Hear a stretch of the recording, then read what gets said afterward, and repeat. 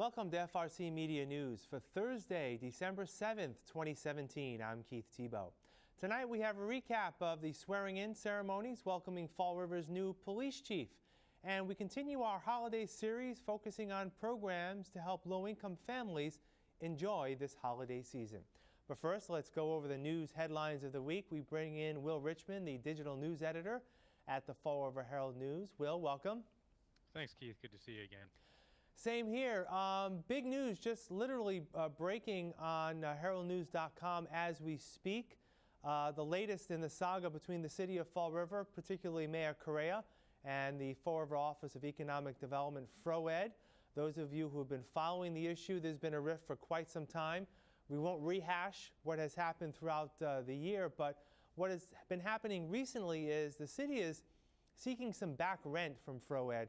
FROED was, in effect, removed from its offices at Government Center earlier this year. Mayor Correa saying that FROED owes the city some $113,000 in back rent and is taking FROED to court. Earlier this fall, the judge ruled that all of the communications in this case should be preserved, particularly from Mayor Correa and City Administrator Kathy Ann Viveras. Well, Will, fill us in on the latest today concerning those communications with the mayor and Kathy Ann Viveras and FROED. Sure. Well, with the trial date set to begin next Tuesday, the two sides were in court today for sort of a status update.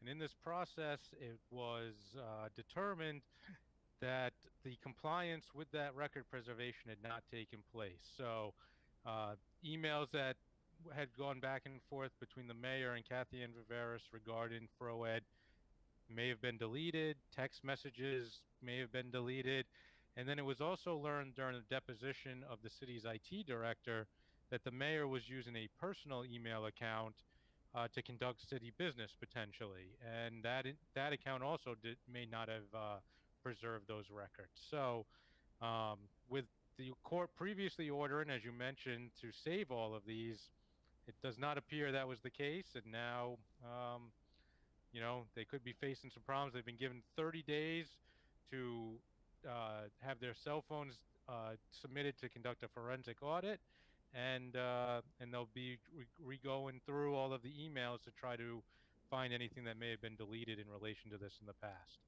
Now, in terms of any potentially deleted emails or text messages, I know this story is still developing as we speak.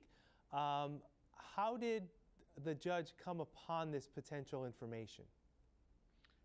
Well, during the depositions of the parties prior to today's hearing, that's where some of that came from, as well as the attorney for FROED is the one who was saying that we have not been given the emails that had been requested and had been ordered to be preserved. They had not been given that information yet because it was not preserved, and so they wouldn't have it in preparation for the trial that was originally slated to begin next week. So the lawyers for FROED are making an assumption that potentially these messages could have been deleted or just maybe not even delivered, but that was part of the discovery here, I believe, right? Gathering all that evidence, that preservation of that material, correct? Correct. Because the emails do not exist at this point, we do not know if there are any emails specific to FROED that do exist. But on the other hand, they were deleted and not turned over as required by the judge in time. So that creates its own problem as well. And with the mayor potentially using a personal email account, the judge today, Judge Rafi Yasayan, has ordered that the administration, as you said, ordered the mayor and Kathy Ann Viveras to turn over their city-issued cell phones so they can conduct a forensic audit of those devices to see if anything was deleted or if there are even any messages that should have been turned over, I would assume, in part of this case, and also looking at the mayor's information from his personal Gmail account, which again has been alleged to be used for city business. So a lot happening here. Some people may look at this and say, Remember last year's presidential election and Hillary Clinton and using a personal email account? Potentially, allegedly at least, by the Froward attorneys, it could be something similar here on a local level. But I know the Herald News will be continuing to follow this, and check out heraldnews.com for the latest of what was just posted today. All right, just a couple of other issues I wanted to bring up today. Back to City Hall and something that was discussed during the mayoral election. During the mayoral election, Mayor Correa had mentioned that in terms of police work, he wasn't too pleased with the ShotSpotter program that the city had been utilizing. And then as we got toward close to Election Day, he said, well, we may keep it on for a while because the company is looking to give the city some free work to improve the system and find grants to pay for it. And now I guess officially the city will be continuing with the ShotSpotter program. Yeah, it appears, that is the plan at this point, though the mayor is still saying that they want to know that it will for certain be improved to their requirements. As you mentioned, there were problems in the past with the reliability of it, whether or not it was picking up gunshots versus fireworks, and the ability to accurately spot shots fired incidents.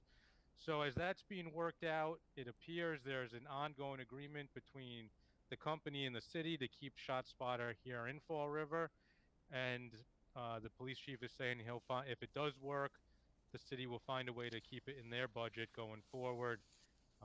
So we're sort of still in that limbo period between the two sides, but it does seem, at least for the time being, that ShotSpotter, excuse me, will still be in Fall River for the time being. I know it's not easy to say, as we learned during the debates Yes.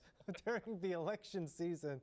One final note I want to bring up, again, another article front and center, I believe, in today's paper, was the story of Tyrone Young, who was accused this past spring of robbery at a local barber shop, and police arrested him, took him into custody.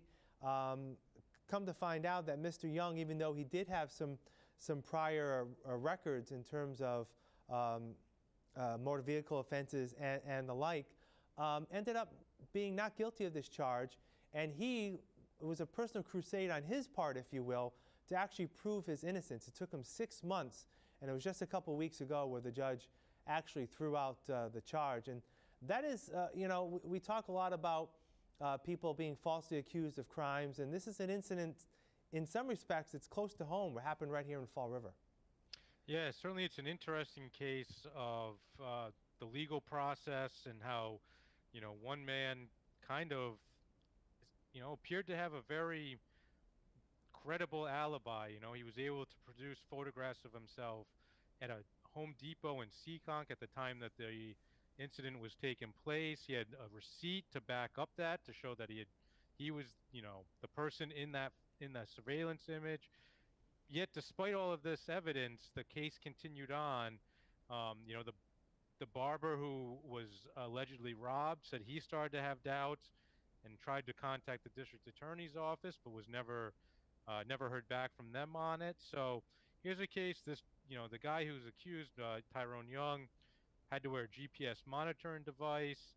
He was, had to go through the court process. He said he lost about 2 weeks worth of work time. And, for all of this, despite the fact that he seemed to have the evidence that would prove that he was not the one who committed or allegedly committed this crime, he really wasn't able to get anywhere until that trial date was set, and it appeared the prosecution didn't have witnesses to go forward with it, and that led to the case being dismissed. But, if this guy wasn't able to do the work on his own and kind of prove his own innocence, he may still be in jail today. So, tough one there. I know that at the end of the article, he mentioned that he just wants to get past this, Mr. Young, and just continue to live his life. But were questions asked about any retaliation in terms of lawsuits against either the district attorney or even the city? At this point, I had no indication of that, so I don't know if he will. But it had been a couple of weeks from the time that he came in and spoke with one of our reporters, and the case had been dismissed. So I don't know if he's kind of, like you said, he's moved on from that point. He is known as a sort of community person. He's a volunteer coach with the Fall River Falcons Right, football team. So he may feel it's just best to kind of move on and focus on family life and those right, volunteer right. opportunities as well. All right, Will, what's coming up at the paper over the next few days? All right, well, we'll wrap up our nominees for our Newsmaker of the Year series, and then open up voting from readers on that topic. And then on Sunday's paper, we'll have a look. We've got an interview with Mike Aguiar. From our understanding, it's the first public comments he has made since his resignation in this past summer, as well as a look at the city's opioid efforts since he has left that position. Sounds good. All right, Will, we'll talk next week. Take care. All right, have a good weekend, Keith. We'll have more FRC Media News right after this. There's a lot going on in Fall River this holiday season. FRC Media has a weekly rundown of some of the events taking place in the city. On Saturday, December 9th, the Lafayette Durfee House hosts a historical holiday. See the Revolutionary-era house decorated for the season while enjoying "'Twas the Night Before Christmas," read by Fall River storyteller David Mello. This free event runs from 11 a.m. to 2 p.m. at 94 Cherry Street. Also on Saturday, December 9th, and again on December 10th, the Calvary Temple, located at 4321 North Main Street, is holding its live nativity and indoor holiday activities. Enjoy hay rides, snacks, hot chocolate, and cookie decorating from 6 p.m. to 8 p.m. Snow date is December 16th. Join the Fall River Symphony Orchestra on Sunday, December 10th at 3 p.m. for its annual Holiday Pops concert. Held at the Jackson Arts Center Theater at Bristol Community College, this year's presentation will feature a guest performance by the South Coast Community Chorale. Now, through the end of the holiday season, Citizens for Citizens is collecting toys for children from newborn to age 12 as part of its annual Operation Christmas campaign. Donations to help those families in need can be dropped off at CFC's headquarters at 264 Griffin Street, Monday through Friday from 8:30 a.m. to 4 o'clock p.m. For more information, call 508-679-0041. Make sure to join us next week as we provide information on more events taking place in Fall River this holiday season. Here are some job descriptions on the latest hot jobs list from the Fall River Career Center. Dental Assistant, Cool Smiles, located at 933 Pleasant Street, has an immediate need for a full-time dental assistant to provide support to the office staff and assist the dental staff with treatment and care to patients. Job number 994-3141. Head Cook, Stepping Stone Incorporated, located at 177 North Main Street, is in need of a full-time head cook, responsible for the preparation and cooking of daily meals including breakfast, lunch, and dinner for residents and working clients. Job number 993-4214. Assistant Manager, Picture Show Entertainment, located at the new South Coast Marketplace, is looking for a full-time assistant manager to assist management in the operation of the movie theater and assist with training and development of staff. Job number 993-3986. H&R Block, located at 4171 North Main Street, is looking to fulfill the following full-time positions. Receptionist, job number 993-9827. Tax Professional, job number 993-9514. Liberty Utilities, located at 36 Fifth Street, is looking to fulfill the following full-time positions. Senior Analyst, job number 993-8797. Customer Service Supervisor, job number 993-8583. For more information on these or other positions, visit FRCmedianews.org or call the Fall River Career Center at 508-730-5000. Welcome back. The city of Fall River has a new police chief. Interim Chief Alan Dupere was sworn into office at a recent ceremony at Government Center. And we want to thank all of our city councilors who at the last meeting unanimously supported and voted to inaugurate and appoint Chief Dupere. So we want to thank all of our city councilors for doing that and taking that vote of confidence in unison for this man here on my right. It was an easy choice for me to submit that to our city council because Chief Dupere had about a year on the job to really show the city, show the department the type of chief that he would be. And he's a chief that has stepped up to the plate, has shown leadership, is supported by his department, is supported by the community, and will continue to lead the department into the future of crime fighting, crime solving, protecting, and serving the city of Fall River. So it is a huge honor.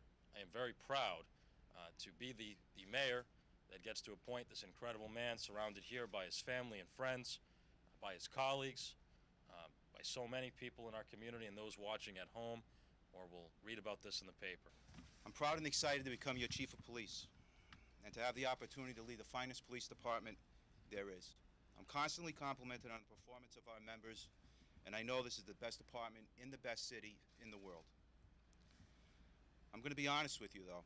I've been a police officer for 30 years, and this is probably the most scared I've ever been. But it's also the most rewarding time in my career. It's really an honor to serve in the city I grew up in and love.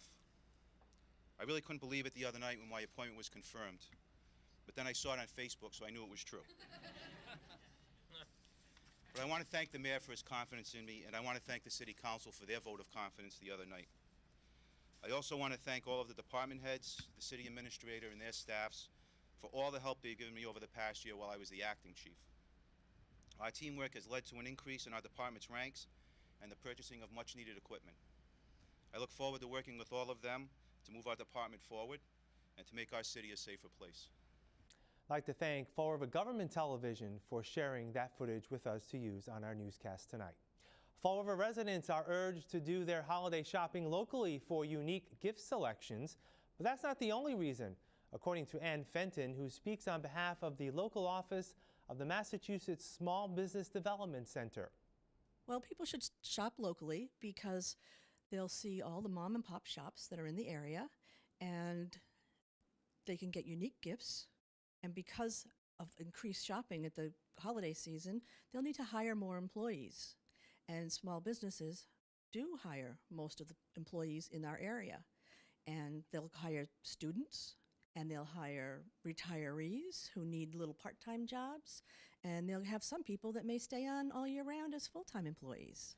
The Salvation Army on Bedford Street in Fall River is gearing up to prepare Christmas meals for low-income families. Here's more. We currently have 850 families signed up for Christmas, and they'll get a nice Christmas dinner.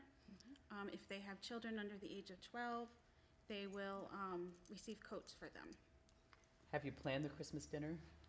We have. I always try to be ahead of that. I like to do a nice ham dinner for them. And we actually have a family this year. Typically it's us that would cook the Christmas dinner, but we have a family that really wanted to donate their time and come and do that for us, and we're more than happy to let them. So I look forward to that too. Do you get many volunteers? We do. And we are very, very lucky, especially this year. I've had just so many. I mean, it's to the point where I have to tell people, I just don't have anything for you to do. So it's not a bad problem to have. It's really good. I was just going to say that. So if somebody wants to volunteer, what should they do? Just give us a call, and we'll see what we have available, and we'd love to have them. We'll have more FRC Media News right after this.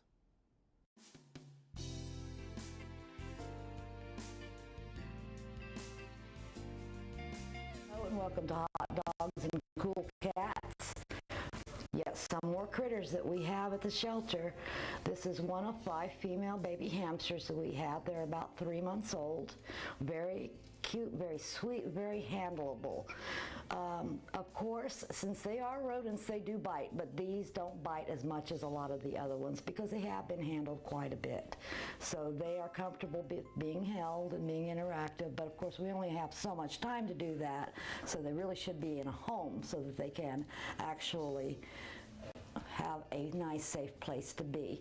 Not that we're not safe, we just don't have a lot of time to handle them constantly. And there's our 5 girls. Their names are Brandy, Brownie, Coco, Mocha, and Java. So come and see them at Forever Paws if you're in the market for a tiny pet. Introduce to you Sorceress. I'm Sorceress, and Amber. They're both about 3 to 4 months old. They didn't come in together, but they came in from different situations. Sorceress, unfortunately, was handled not at all by humans, but it's clear that Amber was handled nicely by humans. She's not afraid of them. She knows that they're a good thing. Sorceress took a lot of work as far as getting her to a place where she can accept humans for a good thing, but she still needs work. But in the meantime, it helps a kitten to understand how to be a kitten if it sees another kitten being in good behavior.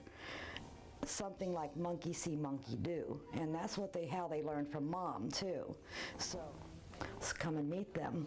You'll find them at Forever Paws, 300 Linwood Street, Fall River. We're open 11 to 4 every day except for Wednesdays and major holidays. There's a lot going on in Fall River this holiday season. FRC Media has a weekly rundown of some of the events taking place in the city. On Saturday, December 9th, the Lafayette Durfee House hosts a historical holiday. See the Revolutionary-era house decorated for the season while enjoying "'Twas the Night Before Christmas," read by Fall River storyteller David Mello. This free event runs from 11 a.m. to 2 p.m. at 94 Cherry Street. Also on Saturday, December 9th, and again on December 10th, the Calvary Temple, located at 4321 North Main Street, is holding its live nativity and indoor holiday activities. Enjoy hay rides, snacks, hot chocolate, and cookie decorating from 6 p.m. to 8 p.m. Snow date is December 16th. Join the Fall River Symphony Orchestra on Sunday, December 10th at 3 p.m. for its annual Holiday Pops concert. Held at the Jackson Arts Center Theater at Bristol Community College, this year's presentation will feature a guest performance by the South Coast Community Chorale. Now, through the end of the holiday season, Citizens for Citizens is collecting toys for children from newborn to age 12 as part of its annual Operation Christmas campaign. Donations to help those families in need can be dropped off at CFC's headquarters at 264 Griffin Street, Monday through Friday from 8:30 a.m. to 4 o'clock p.m. For more information, call 508-679-0041. Make sure to join us next week as we provide information on more events taking place in Fall River this holiday season.